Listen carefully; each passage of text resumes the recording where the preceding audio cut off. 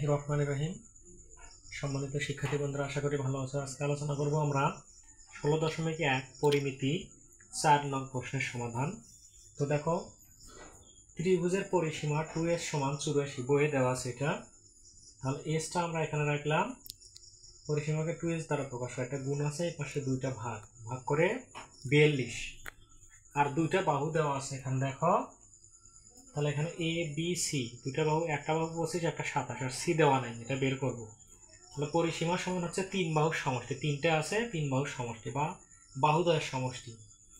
তাহলে এখন 2s এর মান 84, এ বি সি এর মান 25, বির মান 27, তাহলে এই দুটো একখানে যোগ করে 52।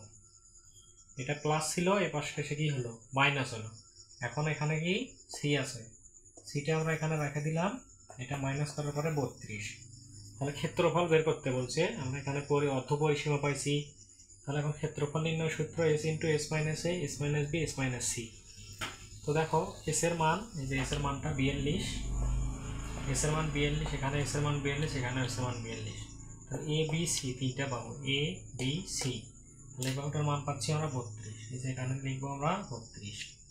তাহলে এখন দেখো মান বসে দেওয়ার পরে এখান থেকে আমরা মাইনাস করছি 17, 42 থেকে 27 মাইনাস করলে 15, এটার থেকে মাইনাস করলে 10।